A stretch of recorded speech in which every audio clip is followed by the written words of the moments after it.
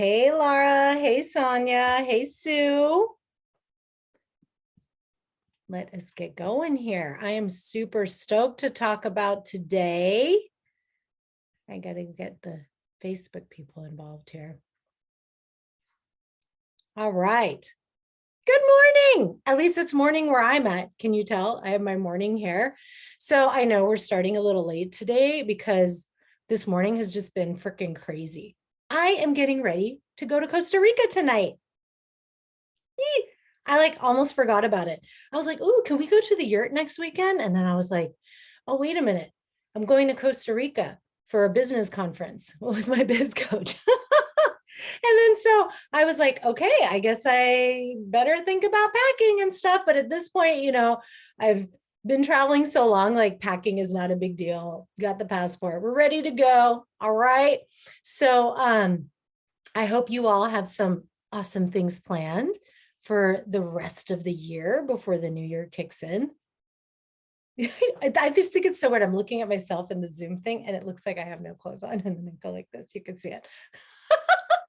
All right. So today, what do I want to talk about today? Today, I want to talk about our daily routines.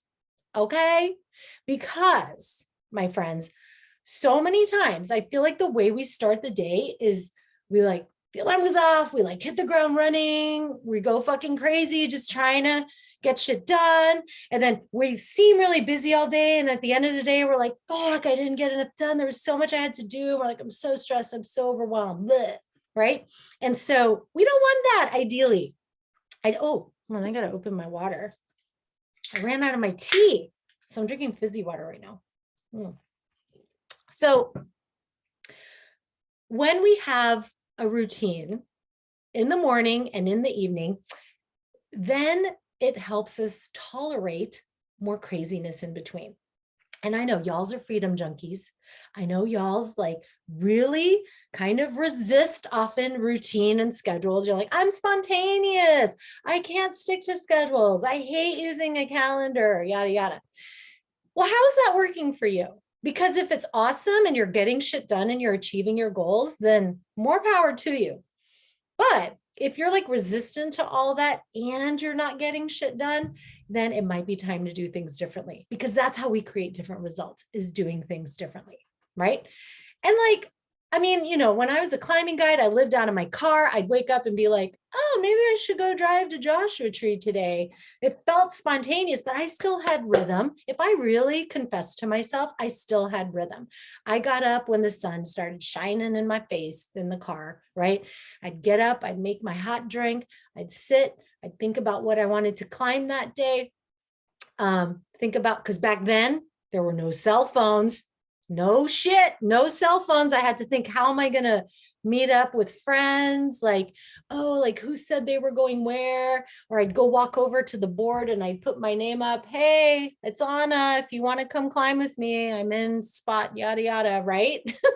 I had my routine that I did, even when I wanted to have a very spontaneous life of freedom, adventure, and purpose. So don't see this as something boring, but do see it as something essential to helping you create the best day possible. Because when you bookend your day with these routines that don't have to be long, by the way, when you bookend your day that way, you end up setting the tone for your day and then revisioning and reframing your day so that it serves you best. And that is what helps us change our mindset and helps us engage in practices that better serve us rather than ones that don't, and ones that hold us back and keep us stuck in shame and regret and all that bullshit, right? Okay, so in the early morning hours, we know that the mind is very impressionable, right? When I would do meditation retreats in Nepal, we were highly encouraged to get up and do the meditations in the fucking dark, before the sun came up, right? Because it's a very impressionable time of day, really good for meditation. So for me, in the morning, one of the first things I do before I even open my eyes, y'all, when I just am like, oh, I'm awake, I don't even open my eyes. 3 things I'm grateful for. Just do that right now. if you're on here with me. What are 3 things you're grateful for? Think about it right now. I'm grateful I'm going to be going to Costa Rica. I am grateful for hats that can hide my bad hair day. And I'm grateful for my little puppy that just walked in and then just walked out, right? Like, and really feeling grateful for that, not just doing it like sort of half-assed, right? Then I go into what thoughts I really want to practice. Maybe it's some thoughts I practice every day, all the time. Like the way I grew up, because of the way I grew up, I didn't feel very safe, right? And so one of the things I say every morning to myself is, I am safe, happy, and loved. And I feel what that feels like to be safe, happy, and loved. And I practice that. And then sometimes if I'm wanting to work on a goal, like let's say, okay, oh, I'm so excited to run today. If I'm trying to work on getting back into running or something, right? Practicing new thoughts like, oh, I am so excited that I'm going to be making more money this month, right? Or I am so excited that I am going to more easily forgive today. Whatever it is, whatever your goal is, whatever thought you're trying to plant, you can think that first thing before you even open your eyes, and then your mind is very impressionable and it will stay there. All right. Okay, so why is this? Now, there are lots of theories about why we might have these more impressionable times of day and whatnot. I won't go into the neuroscience behind that. I want to kind of focus on the body clock and being in rhythm with nature, because we are animals, whether we want to resist that or not. And it behooves us to look to nature as an example and to keep our rhythms matching nature, right? So if we look at Ayurveda, they have like a body clock, the Chinese body clock as well, for Qi. And we can say, okay, when in Ayurveda, the Vata time is 2 a.m. to 6 a.m. and 2 p.m. to 6 p.m. That is associated with the element of air, right? And it's with movement and lightness and a centering with ourselves. And it makes sense that waking up at that time of day, we might feel more refreshed if we've gone to bed at a proper time, but also good for meditation, for setting intentions, for saying our gratitudes, right? Kapha time, 6 a.m. to 10 a.m., 6 p.m. to 10 p.m. That's more grounded energy. This is why if we sleep in too late, it's harder to get up. It's harder to get going in the day, right? That's our grounding energy. That's why it's good to go to bed at around that 9 p.m. I know it sounds hella early to some of you, but when we want to focus on getting up early, that's an awesome time. It's said that for every hour of sleep we get before midnight, it's like double the benefits, right? Pitta is like fire, right? 10 a.m. to 2 p.m., 10 p.m. to 2 a.m. And so that's when our digestive fire is strongest. We should have our biggest meal of the day then, right? We're also very, are like mentally astute, very productive. I know for me, that's true. It's when I do all my content creation. If we stay up too late and we don't go to bed during the kapha time, like between 9 and 10 p.m., then we stay up late, we might get a second wind. And because pitta kicks in again, we might get hungry again. Why am I hungry? It's after 10 o'clock, right? Or we were initially tired and we stay up too late.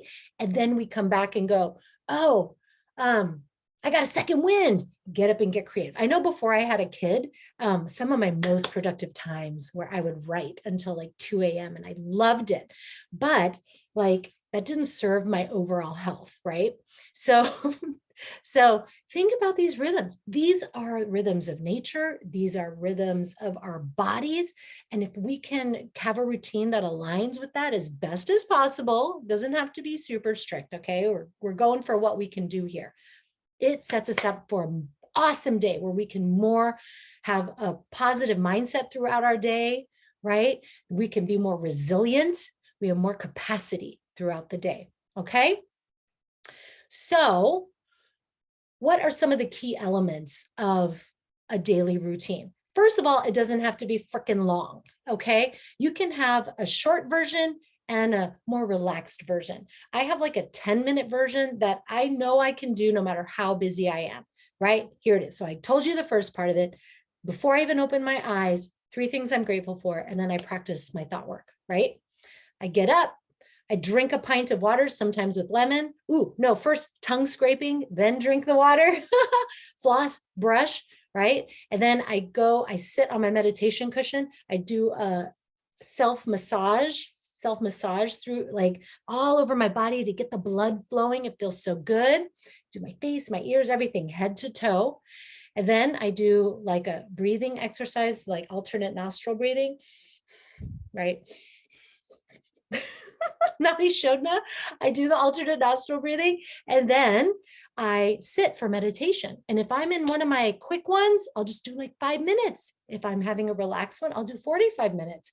I just make sure that I get that in. And then some movement. If I'm super busy, 5 sun salutations, 5 times. Ideally, most of the time I can get out and go for at least 30 minutes of cardio, ideally outside. This gets your energy going. Even if you're the type who wants to exercise after work or at the end of the day, getting in a bit of movement in the morning is key to getting your energy flowing so that you can have optimized energy throughout the day. Okay? Okay. So then what do I do after that? So midday, part of my midday routine is I make sure to get outside for at least 2 minutes, whether like I'd go for a quick walk or something, but if it's like minus fucking 14, like it has been, I'll just do like 5 sun salutations in the house. Okay. And then do a little bit of mindful breathing. Maybe it's just 3 breaths. Okay. And then my evening routine, I don't have as an extensive of an evening routine as I'd like, but because my kid needs rhythm, part of my routine has ended up being putting her to bed, which winds me down. And then I try to go to bed soon after her. Because another practice that is really good for your day is getting up as early as possible. Like I said, during that Vata time, right? And so to do that, you got to go to bed a little earlier too. My goal is either like going to bed by 10 and getting up at 5 or 6, right? Going to bed at 9 sometimes is too early. Like I would never have time to talk to my husband, it feels like, if I went to bed at 9, but if I can, it's so lovely. All right. So let me make sure I'm covering some of the basics. Y'all have to go over to the to listen to the podcast that's dropping tomorrow for some of the details about this. But yeah, okay.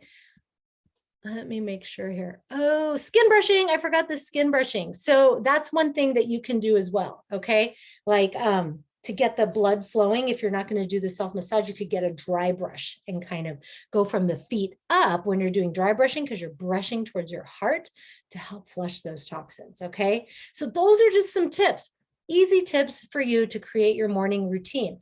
Why do we do this? Again, here's the reminder. You do it so that you set the tone for your day.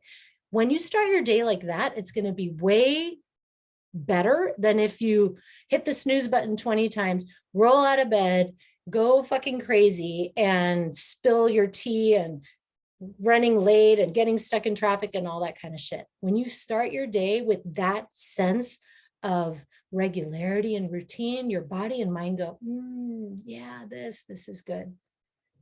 And then you can go on with your day and all kinds of crazy shit happens, but you got it because you bookended your day with routine. All right. So some kind of thought work, some kind of meditation, some kind of breath work, and some kind of way to get your energy going. And that meditation can be just 3 breaths, or it could be a 45-minute sit, whatever you want. Okay. Energize in the morning, calm and energize in the morning, relax and wind down in the evening. Midday, just kind of get the energy moving again. It sounds so simple, but it makes the biggest difference for your mental health as well as your productivity and in creating amazing things in your life, right? We are animals. Our body likes routine. This is why when we travel, some of us, we get constipated. We don't poop for a while, right? Even though we're stoked to be where we are and we're not even stressed. It's like, oh, what's happening? Because we're somewhere new. We're animals. Our bodies want routine. Okay. So go out there and do that for yourself. Okay. And let me know how it goes in the Rebel Buddhist Facebook group. I'd love to hear what your routine is. Remember, it could be so short or it could be long, whatever you like. You can have different versions. And I will talk to you later. I've got a Freedom School call coming up that I'm super stoked too. So if you're in Freedom School, I'll see you there. Okay. All right. Bye, everyone. See you, Angela, Laura, Sonia, Sue. Bye, y'all. Take care. Oh, you're welcome. Bye, Cindy. Bye, Pam. Bye, Karen. You're welcome.